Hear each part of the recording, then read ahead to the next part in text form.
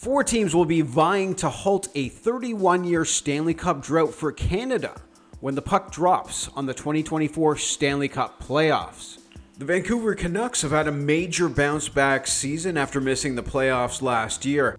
They joined the Edmonton Oilers, Winnipeg Jets, and Toronto Maple Leafs as Canadian teams returning to the postseason. Management did a really good job getting a couple key pieces in here for us, and then coaching staff did a great job just pulling us all together and trying to get us to play our best hockey. Several Canucks players are having career seasons, and it all starts with Captain Quinn Hughes.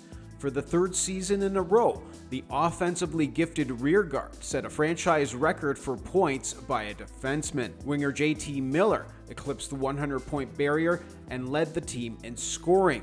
Elias Pettersson finished third in team scoring right behind Hughes, while winger Brock Besser enjoyed a career season, hitting the 40-goal mark and 70-point plateau for the first time in his career.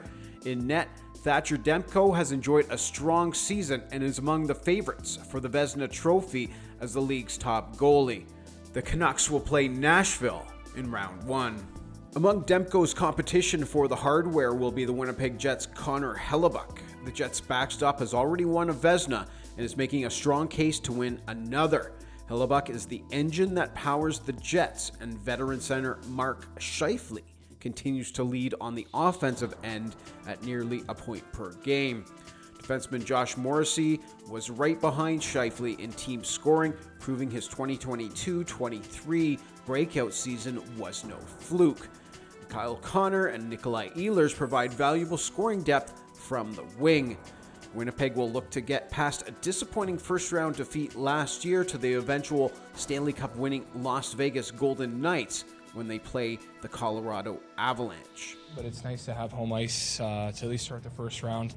Play in front of our great fans and have the whiteout here to start the playoffs is going to be fantastic. I was lucky enough to experience it for my first time last year, and once you get a taste of it, you want to get it back right away. We know it's just the first step of the ladder for us. We want we want to go as far as we can and have a nice long run. The Edmonton Oilers prove that sometimes changing a head coach can completely reverse your fortunes.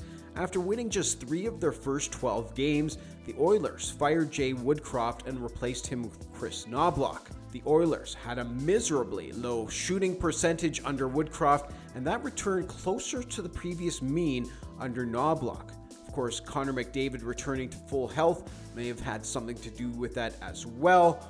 Whatever the combination of factors, the Oil put it all together for a 16-game win streak this season, one shy of the league record. Another big reason for the Oilers' turnaround was goaltending. 16 months after signing a 5-year, $25 million contract with the Oilers, Jack Campbell was waived and sent to the minors, while Stuart Skinner turned his season around to become the unquestioned #1 option in the crease. The Oilers will face the Los Angeles Kings in a first-round matchup. The Toronto Maple Leafs will once again have the weight of Leaf Nation on them as they embark on a quest to bring home their first Stanley Cup since 1967. Auston Matthews' hunt for 70 goals fell just one shy, but he did win his third Maurice Rocket Richard trophy as the NHL's goals leader. Toronto is under new management this season after parting ways with former GM Kyle Dubas in the offseason. In came Brad Treliving, who decided to sprinkle in more toughness by adding Ryan Reeves, Max Domi, Tyler Bertuzzi, and Joel Edmondson. Goaltending is once again a question mark after Joseph Woll missed a large chunk of the season with injury, and Ilya Samsonov, who endured a brutal stretch culminating with a demotion to the minors. The Buds got the proverbial monkey off their back last year, moving past the first round for the first time since 2004 by defeating the Tampa Bay Lightning. But the Florida Panthers' physicality and Sergei Bobrovsky's play in net were too much for Toronto in round 2. The Buds will face a familiar foe in the Boston Bruins in the first round. Steve Autio, Global News.